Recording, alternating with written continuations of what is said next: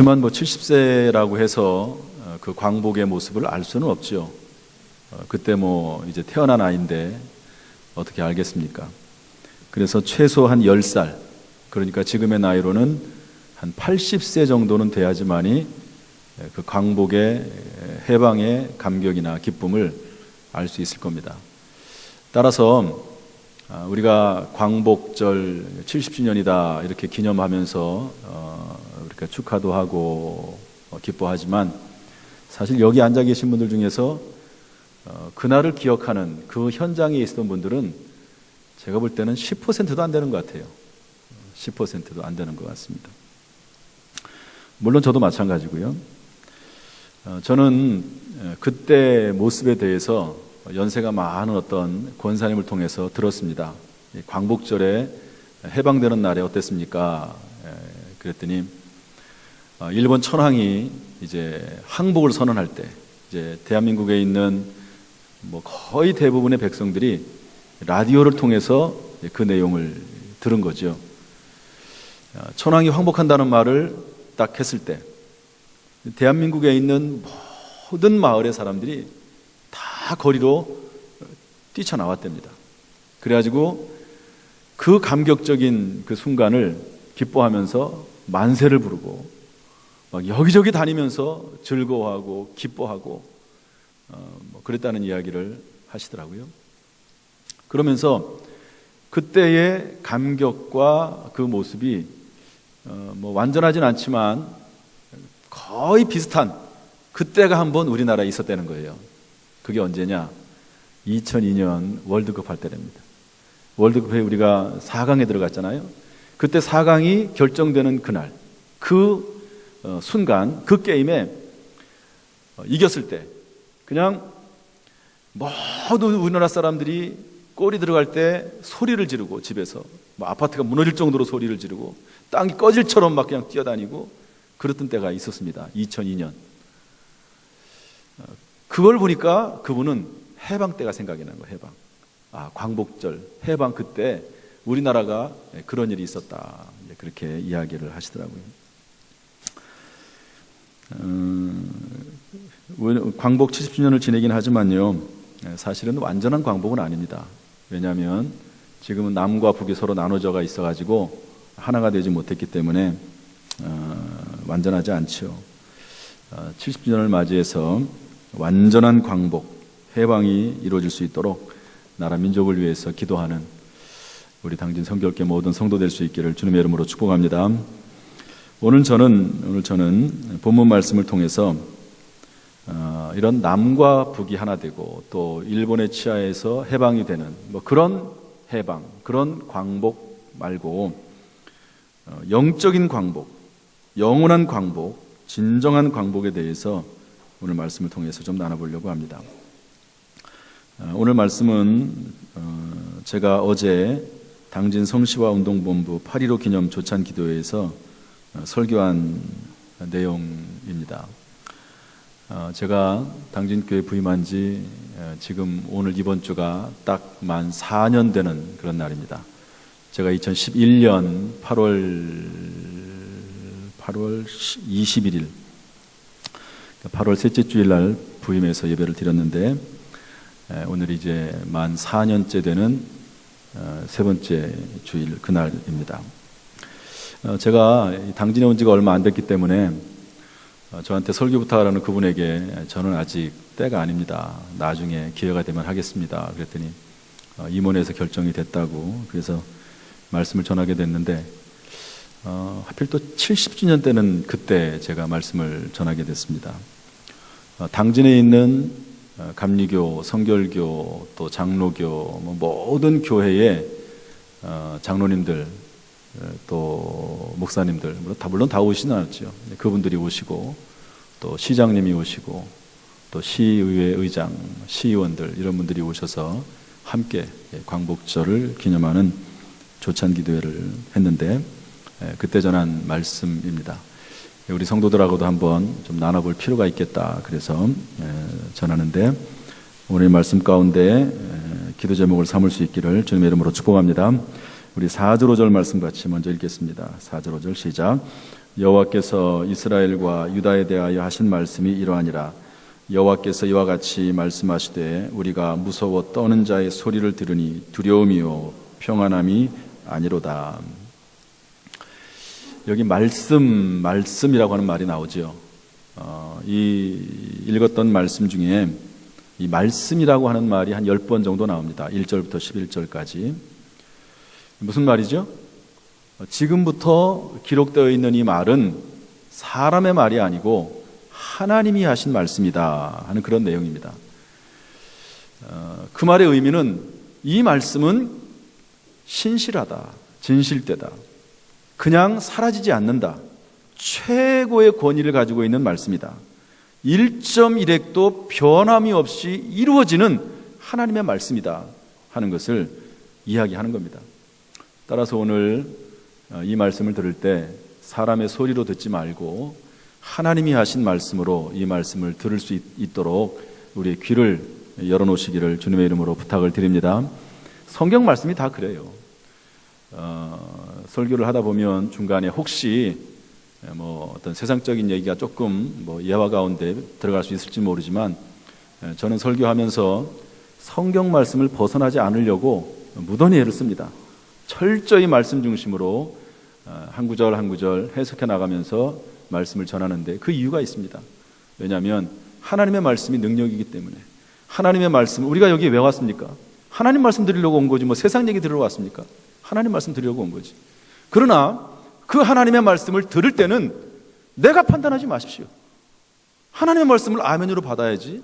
들을 만한 건 듣고 저거는 괜찮아 상관없어 이러려면 못하는 말씀을 듣습니까? 하나님의 말씀을 말씀 그대로 최고의 권위로 들을 수 있기를, 그런 귀가 열리기를 주님의 이름으로 축복합니다. 여기 뭐라고 되어 있습니까? 5절에 보면 여호와께서 이와 같이 말씀하시되 우리가 이렇게 되어 있습니다. 하나님께서 본인을 표현하시기를 뭐라고 되어 있냐면 우리가 이렇게 되어 있어요. 하나님께서는 자기 자신을 복수로 표현했습니다. 복수로. 이것은 어떤 의미냐면 하나님은 성부, 성자, 성령 삼위일체 하나님이시라는 것을 하나님이 계시하시는 겁니다. 드러내시는 겁니다. 이것을 우리가 알 수가 없어요. 어떻게 합니까? 하나님이 성부, 성자, 성령 삼위일체 하나님이라는 걸 누가 합니까? 하나님이 드러냈으니까 아는 거죠. 그러나 이 말을 들으면 일단 오해가 생기죠. 아니 어떻게 세 분이 한 분이냐? 1 더하기 1 더하기 1은 3이지 왜 어떻게 1 더하기 1 더하기 1이 1이냐? 이렇게 얘기를 하면 하나님은 본인을 드러낸 건데 사람은 받아들이기를 오해가 되고 이해가 안 되는 거예요. 인간의 머리로 이해가 안 되는 거죠. 아니 하나님, 왜 도대체 하나님은 세 분이신데 왜 하나라고 말합니까? 내가 어린아이에게 뭘 가르치려고 하는데요, 어린아이가 이해를 못해요. 그러면 어린아이가 잘못된 겁니까? 부모가 잘못된 겁니까? 이해를 못하는 어린아이가 잘못된 거죠. 자기가 아직 지적인 수준이 안 돼서 그것을 이해를 못하는 거지, 그것을 가르치는 부모가 잘못된 게 아닙니다. 선생님이 잘못된 게 아니죠. 그렇지 않습니까? 하나님께서, 전능하신 하나님께서 1 더하기 1 더하기 1은 3과 같은, 1과 같은 그런 인간의 과학과 논리로는 이해가 안 되는 말씀을 딱 얘기했어요. 그러면 우리 입장에서 틀렸나 보다, 하나님이 좀 뭔가 이상하다, 그렇게 받아들이는 게 아니라 나는 이해 못하지만 전능하신 하나님께서는, 하나님의 세계에서는 이해가 될 수 있겠다, 이렇게 받아들이는 것이 믿음이요 진정한 모습이지요. 그래서 여러분, 성경 창세기 1장 6절에 보면 이렇게 되어 있습니다. 하나님이 사람을 만드실 때 뭐라고 말씀하시냐면 하나님이 이르시되 우리가 우리의 형상을 따라 우리의 모양대로 우리가 사람을 만들고, 인간을 만들 때도 우리의 형상을 따라 우리가 사람을 만듭니다. 하나님은 삼위일체 하나님으로 계시다고 우리에게 알려주시는 거죠. 여기 물이 있습니다. 물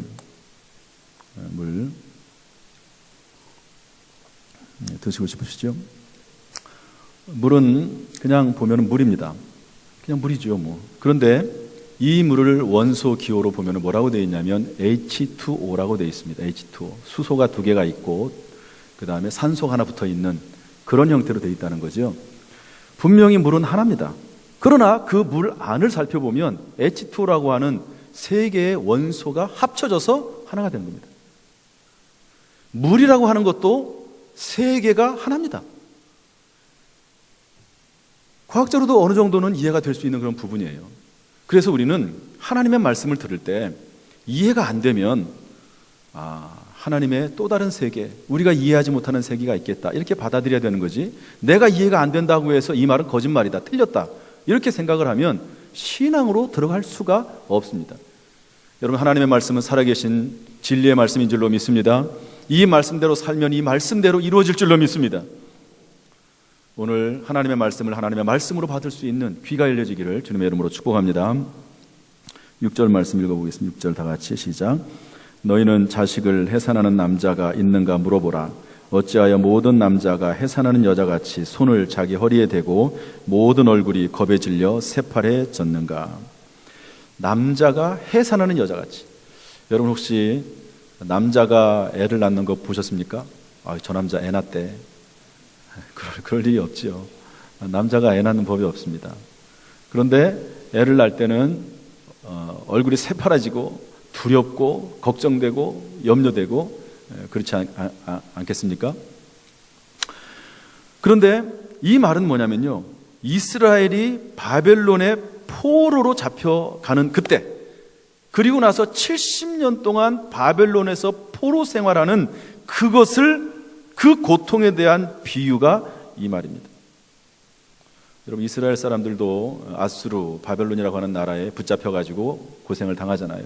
그런데 그 고통이 얼마나 무섭고 두려운지 마치 아이를 낳게 될 그 어머니가 고생하는, 요즘이야 뭐 임신중절도 하고 뭐 과학기술이 좋아가지고 애를 쉽게 낳을 수도 있습니다.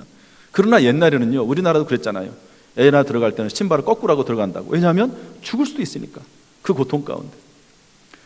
그렇게 두려움과 고통 가운데 있기 때문에 남자들조차도 그런 고통이 있었다고 하는 것입니다. 이스라엘이 범죄하자 하나님은 이스라엘을 심판하십니다. 아수르와 바벨론을 통해서. 그런데 이 당시의 전쟁이라고 하는 것은 오늘날의 전쟁과 좀 다릅니다. 오늘날은 총을 쏘면 맞아 죽으면 돼요.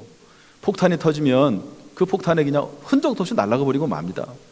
그러나 이 당시의 싸움은 칼싸움입니다. 칼싸움. 싸우면서 목을 칩니다. 팔다리를 자릅니다. 살을 찢습니다. 임산부의 배를 가릅니다. 이런 처참한 전쟁을 하는 거거든요. 가차 없습니다. 이 당시의 전쟁은 완전히 다 싸그리 죽여버리는 그런 전쟁을 치르거든요. 그러니까 더구나 바벨론이나 아수르는 아주 포악한 민족이거든요.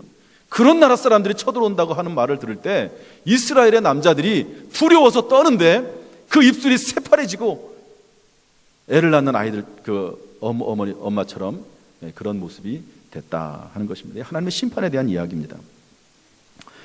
그래서 7절이 나오는데 우리 7절 말씀 읽어보겠습니다. 7절 시작. 슬프다 그날이여, 그와 같이 엄청난 날이 없으리라. 그날은 야곱의 환난의 때가 되미로다. 그러나 그가 환난에서 구하여냄을 얻으리로다. 슬프겠죠. 슬프다 그날이여. 그날 그같이 엄청난 날이 없다. 심지어 왕을 잡아가는데요, 왕의 눈을 뽑습니다. 이스라엘의 왕이. 그리고 손과 발을 쇠사슬로 묶습니다. 그리고 질질 끌고 갑니다. 이게 하나님의 백성, 하나님의 자녀들이 당한, 범죄할 때 당한 하나님의 심판의 모습이라고 하는 것이지요. 그날은 야곱의 환난의 때가 되미로다. 야곱의 환난의 때. 여러분, 야곱이 누굽니까? 형과 아버지를 속여서 장자권을 빼앗고 대신 축복을 받은 사람이 야곱입니다. 복 받겠다고 사기친 거죠. 그러나 그의 인생 여정은 험악했습니다. 창세기 47장 9절에 보면 이 야곱이 120살이 되어서 애굽이라고 한 나라에 들어가게 되는데요, 거기서 바로 왕에게 자기를 소개하면서 뭐라고 말하냐면 내 나이 120세입니다. 그런데 그 과거를 되돌아볼 때 험악한 세월을 보냈습니다. 이 의미는 인본주의적으로 사는 그리스도인, 인본주의적으로 사는 신앙인의 인생 여정을 잘 나타내주고 있습니다. 야곱이 결과적으로는 축복의 계보에는 들었으나 그 악한 행위에 대해서는 하나님이 철저히 충분히 징계하셨다 하는 그런 말입니다. 이 야곱이 축복을 받긴 했어요, 아버지한테. 그러나 형이 가만히 있겠습니까? 형은 사냥꾼이거든요. 힘이 셉니다. 그러니까 형이 동생 야곱을 죽여버리겠다고 하니까 삼촌 라반의 집으로 도망갑니다. 거기서 사는데 거기는 딸이 둘이 있습니다. 레아와 라헬. 근데 둘째 딸이 라헬이 예뻐요. 그래서 삼촌에게 얘기합니다. 제가 라헬을 사랑하는데 내가 저 딸을 나에게 달라고 그랬더니 삼촌이 뭐라고 말하냐면 7년 동안 일을 해라, 무보수로. 그러면 둘째 딸을 주겠다. 그래가지고 7년 동안 둘째 딸을 달라고 라헬을 위해서 열심히 일했습니다. 첫날 밤이 됐어요. 그런데 들어와 보니까 라헬이 아니고 첫째 딸 레아네. 이게 도대체 말이나 될 만한 일입니까? 사기를 당한 거죠. 당장 뛰쳐가가지고 삼촌 라반한테 얘기합니다. 삼촌, 이럴 수가 있습니까? 저와 계약은 라헬 아닙니까? 근데 왜 레아 큰딸이 들어왔습니까? 그랬더니 하는 말이, 이 지방의 법도는 큰딸이 먼저 시집가고 둘째 딸은 나중 가지. 그러는 순서를 바꾸는 법이 없다. 네가 정말로 라헬을 얻고 싶으면 레아도 줄 테니까 7년 동안 일을 더 해라, 무보수로. 그래서 14년 동안을 무보수로 일합니다. 삼촌에게 속는 거죠. 사기당하는 거죠. 품삯을 계속 바꿉니다. 자지 못하고 먹지 못하고 그렇게 일을 합니다. 형을 속이고 아버지를 속였는데 그대로 보상받습니다. 그대로 대가를 치릅니다. 그것보다도 엄청나게 심한 대가를 다 치릅니다. 여러분, 하나님이 함부로 대할 만한 그런 분이 아닙니다.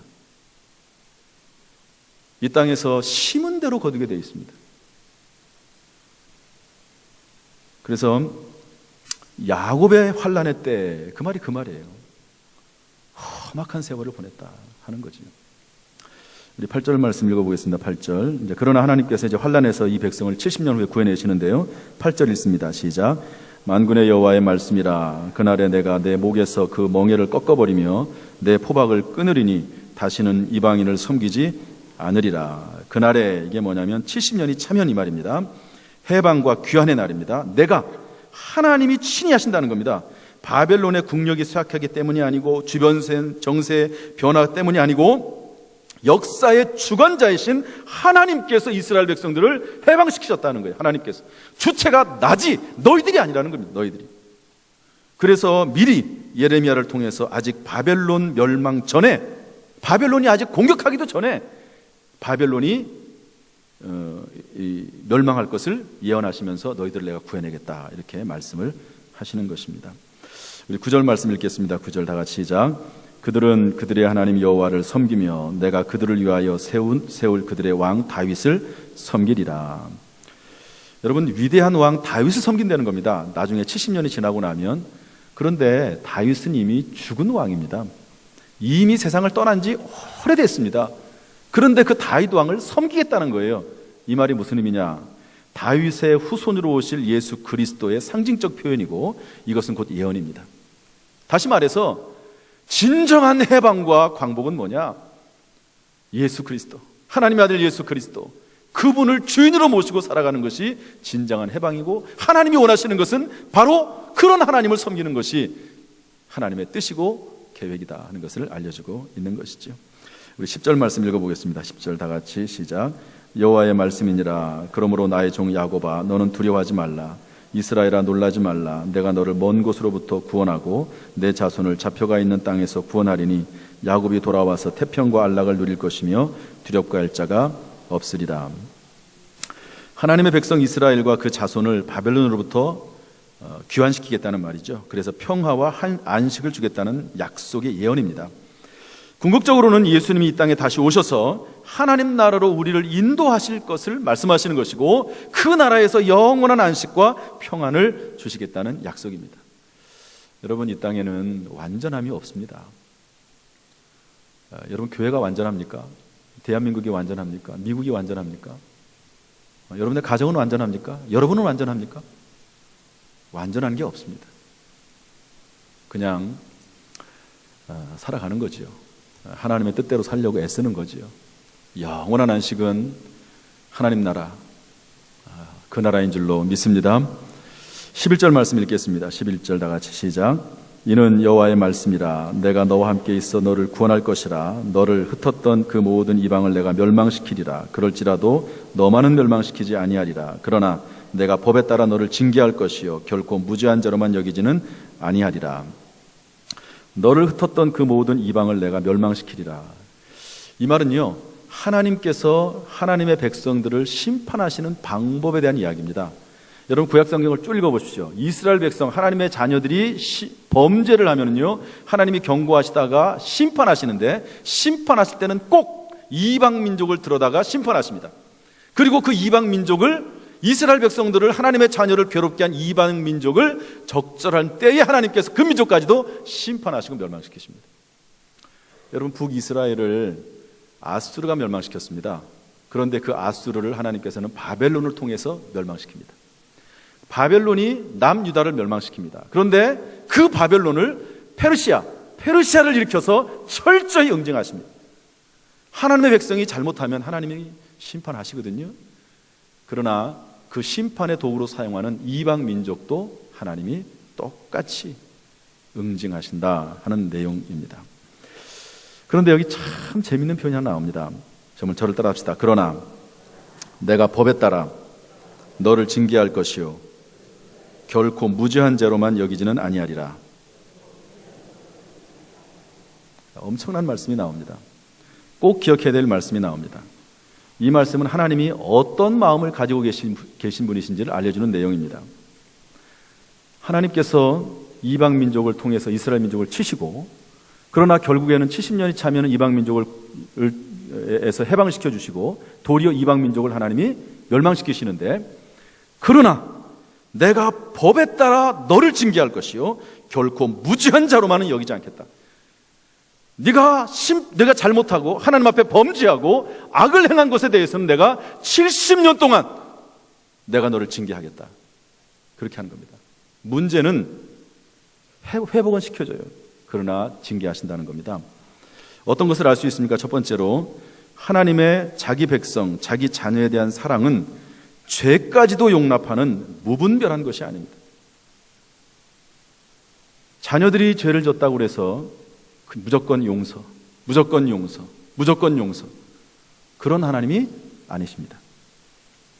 그러나 하나님의 징계는 사탄 마귀와는 달리 멸망이 아니라 연단하여 거룩한 백성으로 삼기 위한 목적이 있습니다. 사탄 마귀는요, 그 목적이 멸망이에요. 그러나 하나님은 때때로 우리에게 매를 내고 심판하시지만 깨닫게 하시고 회개하게 하시고 그리고 연단해서 거룩한 백성으로 만들기 위해서 하나님 그렇게 하시는 것입니다. 이것을 통해서 볼 때 하나님의 공의와 하나님의 사랑은 서로 조화를 이룹니다. 하나님이 심판하세요. 공의로 하나님이기 때문에. 그러나 하나님이 결국에는 회복시켜서 그로 하여금 성장하도록 만드시는 것을 볼 수가 있습니다. 그러므로 오늘 이 말씀을 통해서 깨달을 수 있는 게 있어요. 하나님의 자녀와 백성이 꼭 기억해야 될 것이 있습니다. 하나님은 하나님의 백성과 자녀가 죄를 범했을 때 그를 버리지는 않습니다. 그 영혼이 지옥 가도록 만들지는 않습니다. 우리가 우리의 자녀들이 잘못했다고 해서 그 자녀와 부모의 인연을 끊지는 않잖아요.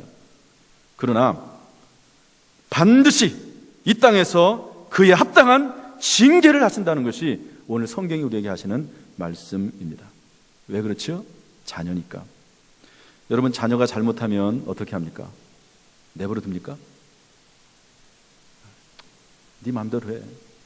죽을 죄를 졌든 살인죄를 저질렀든 못된 짓을 하든 내버려 둡니까? 자녀들이 잘못하면? 안 그러죠. 경고하죠. 야, 너 그러지 마. 그러면 안 돼. 왜 그렇게 잘못해? 그러면 안 돼. 그래도 말을 안 들으면 꾸지람은 벌을 세웁니다. 그래도 말을 안 들으면 매를 댑니다. 육신의 부모도 자기 자식이 잘못하면 매를 대는데 하나님께서 우리의 영혼을 위해서 우리를 구원하시기 위해서 그 하나님의 자녀들에게 매를 대지 않겠습니까? 당연한 것이지요. 민수기 14장 18절에 보면 이런 말이 있습니다. 한번 저를 따라서 합시다. 형벌 받을 자는 결단코 사하지 아니하시고 아버지의 죄악을 자식에게 갚아 3, 4대까지 이르게 하리라. 이게 누구 말씀입니까? 하나님 말씀입니다. 형벌받을 자는 결단코 면제하지 않고 아버지의 죄악을 심지어 자식에게까지 3, 4대까지 심판하겠다. 하나님 무섭습니다. 민수기 12장 14절에는 참 재밌는 내용이 나옵니다. 모세가 흑인 여자와 구스 여자와 결혼했습니다. 그렇게 잘 안 하거든요. 모세가 실수했습니다. 그랬더니 제사장인 아론과 그의 누나 선지자인 미리암이 비방했다고 되어 있습니다. 모세를 비방했어요.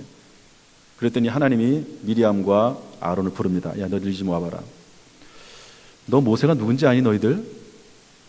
모세는 내가 직접 세워서 이스라엘의 지도자로 만들었어. 모세는 다른 사람과 달리 내가 직접 대면하면서 대화를 나누는 사람이야. 내 종이야, 내 그릇이야. 그런데 너 모세 비방하는 것이 두렵지 않니? 하나님 말씀 그대로입니다. 한번 읽어보십시오. 너 모세 비방하는 게 두렵지 않니? 그리고 나서 미리암을 문둥병 걸리게 합니다. 하나님께서. 모세가 실수는 했지요. 그런데 비방하는 미리암을 문둥병 걸리게 하십니다. 그때 모세가 하나님께 기도하죠. 하나님, 너무 가혹합니다. 비방했다고 그래 문둥병 걸리게 하면 되겠습니까? 하나님, 너무 가혹합니다. 살려주십시오. 고쳐주십시오. 그렇게 모세가 누나를 위해서 하나님께 기도하거든요. 그랬더니 하나님이 뭐라고 말씀하신지 아십니까? 참 재밌는 말이 나옵니다. 민수기 12장 14절은 뭐라고 말하냐면 이렇게 말씀하세요. 하나님께서, 모세야, 너 아버지가 아들의 얼굴에 침을 뱉어도 7일 동안 부끄럽지 않겠니? 아버지가 아들에게 얼굴에 침을 뱉어도 부끄러운 일인데, 아니 이렇게 못된 짓을 했는데 그래 그거를 내가 그냥 놔두면 되겠냐? 그럴 순 없지 않냐? 그런 죄를 범했으면 거기에 아주 합당한 그런 징계는 못하더라도 그래도 뭔가 매라도 돼야 되지 않겠냐? 그러면서 하시는 말씀이 뭐냐면 미리암을 내쫓아라 이럽니다. 미리암을 내쫓아라. 그리고 7일 동안 진영 밖에 있다가 들어오게 하라. 그렇게 말씀하십니다. 그 7일 후에 미리암이 들어오게 되지요. 구약의 하나님은 공의 하나님이니까, 구약이니까 그렇고, 신약에서는 그러면 하나님은 사랑의 하나님이니까 그러지 않으시겠지. 천만의 말씀.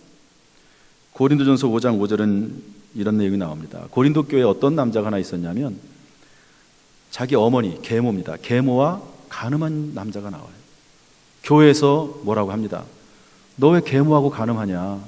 그래도 아버지 아내인데 나이가 비슷하다고 그러면 되냐? 그러지 말아라. 말을 안 들어먹어요 도대체. 그러니까 사도 바울이 이야기를 듣고 뭐라고 말씀하냐면, 이런 자를 사탄에게 내주었으니 이는 육신은 멸하고 영은 주 예수의 날에 구원을 받게 하랍니다. 하나님의 자녀이기 때문에 구원은 받아요. 그러나 회개하지 않고 또 그리고 경고를 무시하고, 그러니까 그 육신은 이 땅에서 철저히 사탄에게 멸망받도록 내줘버린다는 겁니다. 사도 바울이 내줘버립니다. 그 사람은. 무슨 얘기입니까? 하나님은요, 하나님의 자녀를 심판하십니다. 언제? 이 땅에서 심판하십니다. 불신자들은 하늘나라 지옥 갑니다. 이 땅에서는 내버려둬요, 하나님께서. 그러나 하나님의 백성들은 천국 데려가기 위해서 이 땅에서 심판하십니다. 철저하게 호리도 남김없이 심판하십니다. 이 얘기가 여기만 있는 거냐? 디모데전서 1장 20절에도 있습니다. 어떤 이들은 이 양심을 버렸고, 믿는 사람인데 양심대로 하지 않아요. 두 가지 마음을 품어요. 악한 마음을 가지고 있어요. 양심을 버렸고 그 믿음이 관하에는 파선하였느니라.